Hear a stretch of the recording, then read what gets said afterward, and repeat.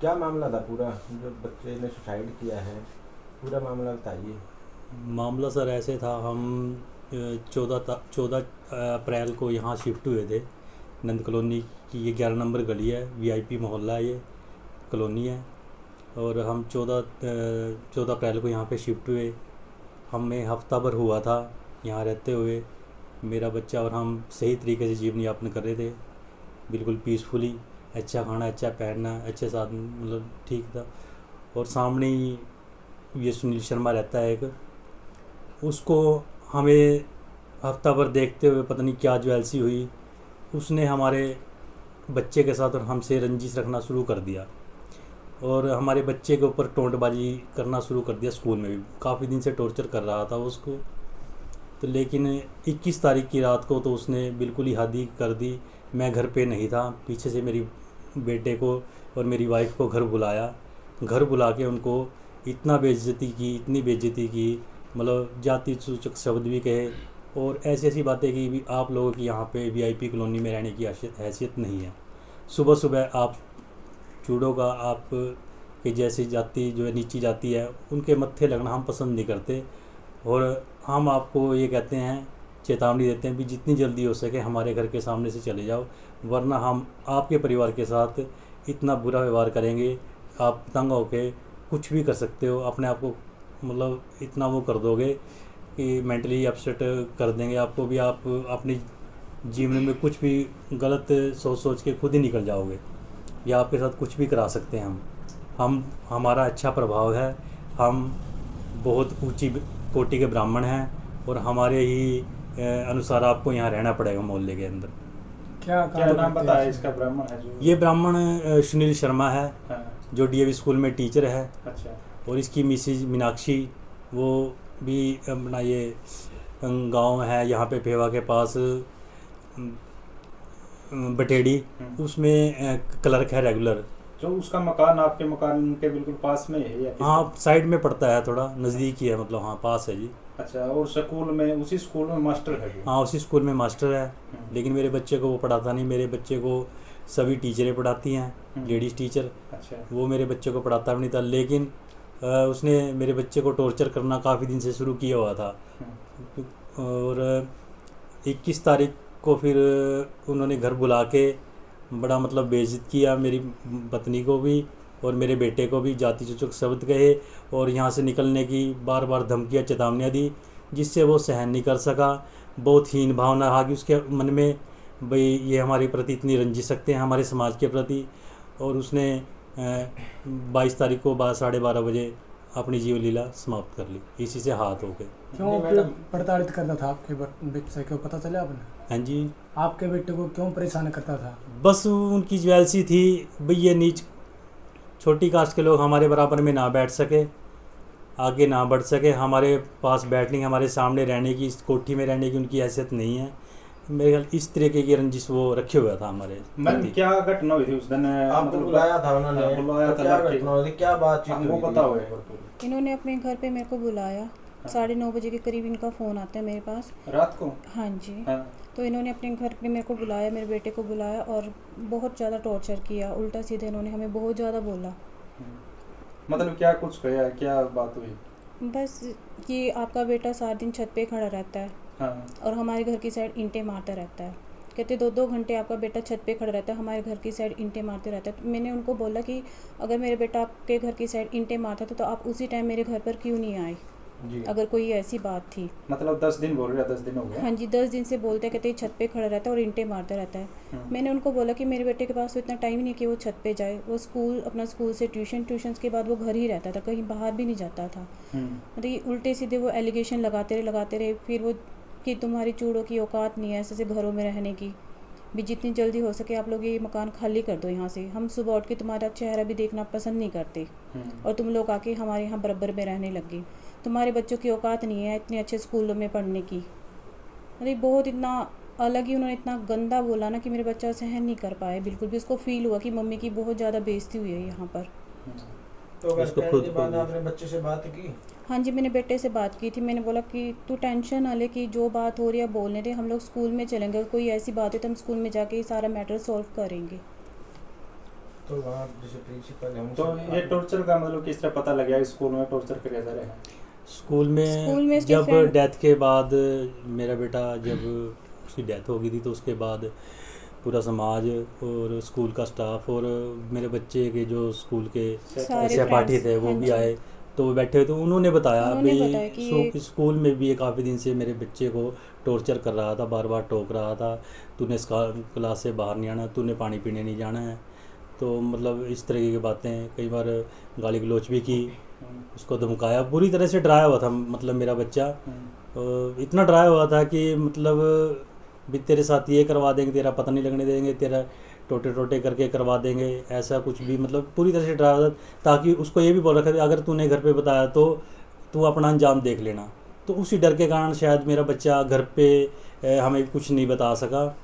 21 तारीख को ही उन्होंने घर पे बुला के फिर वो हमें ये पता लगा भी ये हमारे हमसे रंजिश रखे हुए हैं। सुनील काफी शर्मा दिनों से। है जो मतलब उसका टीचर भी नहीं था? नहीं, लेकिन टीचर उसी नहीं स्कूल था, में उसी है। स्कूल उसी में स्कूल में रह के था। वो वो torture +2 कर को हाँ जी। पढ़ाता था, मेरा बेटा 10वीं में था। रहा है। हाँ। वो +2 क्लास को पढ़ाता था, लेकिन मेरा बच्चा जो है 10वीं क्लास में था। उसकी सभी टीचर लेडीज़ टीचर थी और सभी वो अच्छे से बात करती थी। आज तक 9 साल से मेरा बच्चा वहीं था, कभी कोई कंप्लेंट नहीं आई उसकी किसी भी तरीके की। लेकिन इस 21 को उसने अपने घर बुला के इतना भी बोला कि हम मतलब कि तुम्हारे बेटे का ऐसा करेक्टर सर्टिफिकेट बनाएंगे कि कहीं और स्कूल में इसको एडमिशन तक नहीं मिलने की। अच्छा। इतना तक मतलब उन्होंने उसका बोला है। भविष्य बिल्कुल ख़राब करने की नौबत पे आ गई थी, हम्म। जिससे मेरा बच्चा बहुत ज़्यादा मेंटली अपसेट हुआ और उसने ये कदम जो है हैंगिंग का वो उठा लिया। तो बच्चों ने बताया जो सहपाठी थे, इससे पहले भी आपको कुछ पता लग गया कि कोई मतलब टॉर्चर किया जा रहा है? मुझे- नहीं, हमें बाद में ही पता चला। हमें जो 21 कुछ- तारीख 21 अप्रैल को ही पता लगी थी हाँ। भाई हमसे ये रंजिश रखे हुए है हम्म। हमारे परिवार से और हमारे बच्चे से।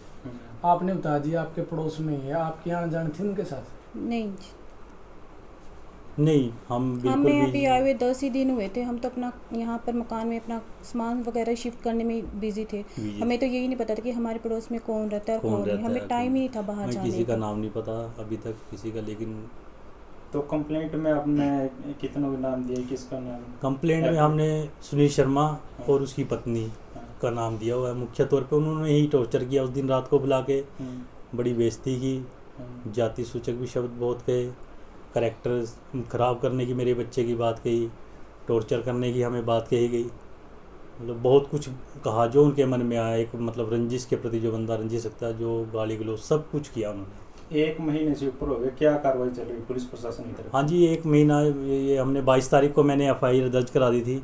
22 अप्रैल। 22 अप्रैल को हाँ। सुनील शर्मा और उसकी पत्नी मीनाक्षी के खिलाफ। तो उसके बाद हम लगातार सिलसिला जारी रहा। हम SHO साहब के पास केस था पहले ये, हम रोज़ाना SHO साहब के पास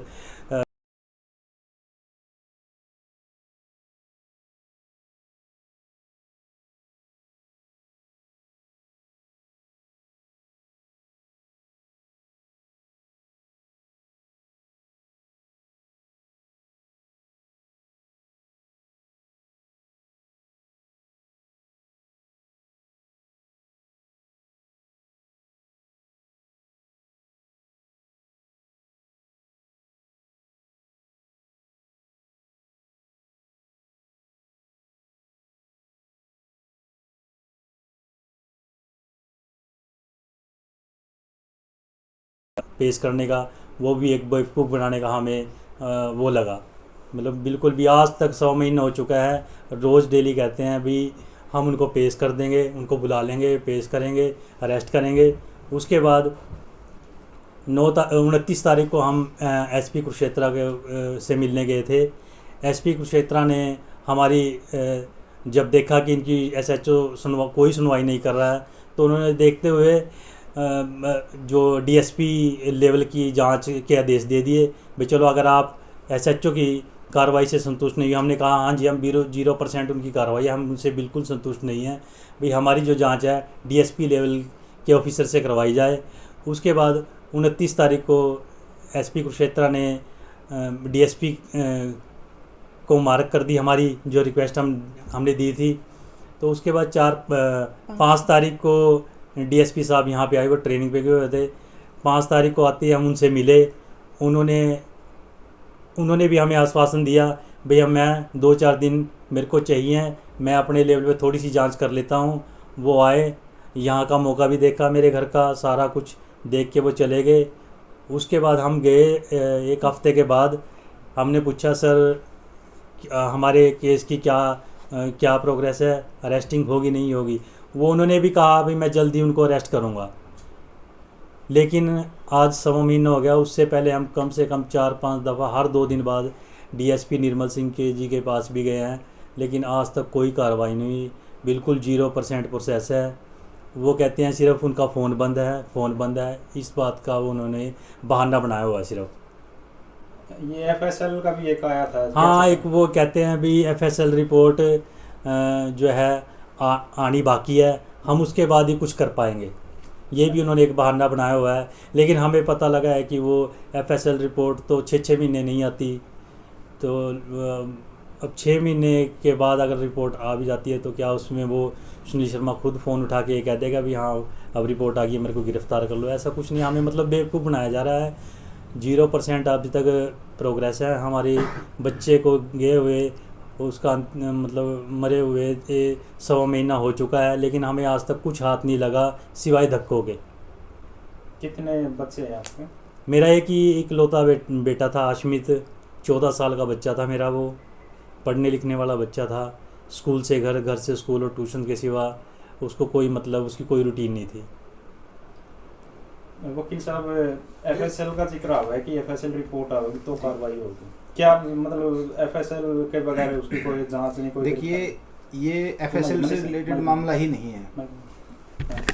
इस मामले के अंदर एफएसएल का कोई मैटर ही नहीं बनता, क्योंकि ना तो ये पॉइजन केस है, ना बर्निंग केस है, ना कोई अन्य प्रकार का ऐसा मामला है जिसके अंदर एफएसएल रिपोर्ट आए और उससे कोई चीज़ सामने आए।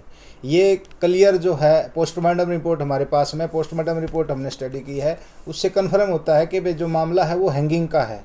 ये कोई जो मौत होती है वो 2 वजह से हो जाती है। कई बार तो स्ट्रेंगुलेशन होती है, भाई किसी ने गला दबा रखा हो। एक होता है भाई किसी ने खुद सुसाइड कर लियो। ये खुद सुसाइड का जो मामला है वो सामने आ रहा है, और जिसके अंदर कन्फर्म है कि भाई उसने फांसी लगा करके अपनी जीवन लीला समाप्त की है। और वजह जो है वो जातिगत मानसिकता रखते हुए प्रताड़ना का जो मामला है वो सामने आ रहा है कि भाई किसी एक व्यक्ति के द्वारा बच्चे को इतना टॉर्चर किया जा रहा है, उसको डराया धमकाया जा रहा है, जिसकी वजह से बच्चे ने दहशत में आकर के अपनी जीवन लीला समाप्त कर ली। तो इसके अंदर एफएसएल का तो कोई मामला ही नहीं है, सीधा सीधा सा मामला है। इसके अंदर सिर्फ और सिर्फ प्रशासन जो है वो आरोपी गणों को बचाने का प्रयास कर रही है। तो हम अपील करते हैं प्रशासन से कि वे जल्द से जल्द इस मामले में संज्ञान लें और जल्द ही इस आरोपी की गिरफ्तारी करें। उसका फ़ोन होने से ये नहीं है कि वे उसको गिरफ्तार नहीं किया जा सकता। जब प्रशासन अपने पे आता है तो जो कहीं ना कहीं कुएं से भी निकाल के ले आता है, कहीं ना कहीं कब्र से भी निकाल के ले आता है। तो ये आरोपी कहाँ छिपा हुआ है? एक सरकारी अध्यापक है, उसको पकड़ना इनके लिए कोई बड़ी बात नहीं है। अगर ये अपने आए पे है तो रातों रात इसको अरेस्ट कर सकते हैं।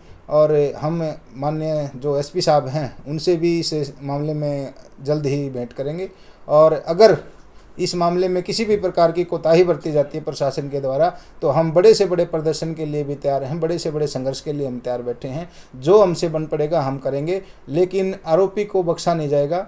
एक परिवार का जो उन्होंने चिराग बुझाने का काम किया है, इतना बड़ा जो है एक कांड हो गया और प्रशासन इतनी लापरवाही बरत रहा है, ये एक अच्छी बात नहीं है। हम प्रशासन से बार बार रिक्वेस्ट कर रहे हैं कि भाई इसमें कार्रवाई करो, अन्यथा उनको भी लॉ एंड ऑर्डर की समस्या होगी और हमें भी धक्के हो जाएंगे। इसलिए आरोपी जो है उसको तुरंत प्रभाव से गिरफ्तार किया जाए और इस परिवार को कहीं ना कहीं सहानुभूति दी जाए।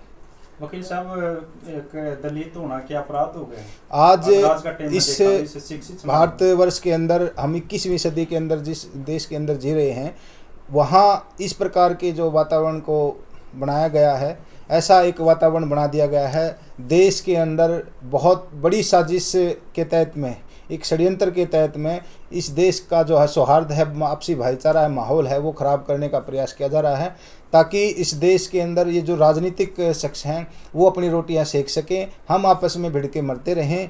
इस देश में जो संघी व्यक्ति हैं, भारतीय जनता पार्टी के द्वारा जो है कुछ ऐसे शख्स तैयार किए गए हैं जो आरएसएस है उसके द्वारा ऐसे शख्स सामने आ रहे हैं जो देश के अंदर जातिगत जहर घोल करके एक वायरस का काम कर रहा है, वायरस घोलने का काम कर रहे हैं। और वो वायरस आए दिन जो है एक नया मामला सामने आ रहा है। आप देख रहे होंगे कि वे दिन प्रतिदिन जो एट्रोसिटी के मामले हैं, जातिगत उत्पीड़न के जो मामले हैं वो सामने आ रहे हैं। उसके लिए सिर्फ और सिर्फ आरएसएस के जो बंदे हैं वो जिम्मेवार हैं। जहाँ भी हम एट्रोसिटी का मामला देखते हैं, जहाँ भी हम जाते हैं, तो जब उसकी गहराई में जाते हैं तो उसकी जड़ें कहीं ना कहीं जो है आरएसएस से जुड़ी हुई मिलती हैं। तो ये आरएसएस के द्वारा देश के अंदर आपसी सौहार्द खराब करने के लिए और उन अपनी रोटियां सेकने के लिए एक जो है ना षड्यंत्र के तहत में जाल बुना गया है, जिसके अंदर हमारे बच्चे शिकार हो रहे हैं। हमारे बच्चों को जानबूझ के शिकार किया जा रहा है और ये बर्दाश्त नहीं किया जाएगा बिल्कुल भी। और जल्द से जल्द इस मामले में कार्रवाई के लिए हम जो है बड़े से बड़ा प्रदर्शन करने के लिए तैयार हैं। अगर हम आपके चैनल के माध्यम से प्रशासन को अल्टीमेटम देते हैं, अगर 2 या 4 दिन के अंदर हमारी जो है कार्रवाई नहीं की गई, हमें संतुष्ट नहीं किया गया, हमारे जो मुकदमे के अंदर आरोपी को गिरफ्तार नहीं किया गया, तो अगले हफ्ते के अंदर बड़े से बड़ा प्रदर्शन इनको देखने का मिलेगा। और उसके लिए प्रशासन स्वयं जिम्मेवार होगा। जो भी लॉ एंड ऑर्डर की सिचुएशन ख़राब होगी या ठीक होगी, वो उसके लिए जो प्रशासन स्वयं जिम्मेवार होगा। हम उनको चेतावनी देते हैं, या तो वे जल्द से जल्द उनको गिरफ्तार किया जाए, नहीं तो हम जो है एक बड़े से बड़ा प्रदर्शन करके और इस मामले को बहुत ऊपर तक लेके जाने का काम करेंगे। ठीक है।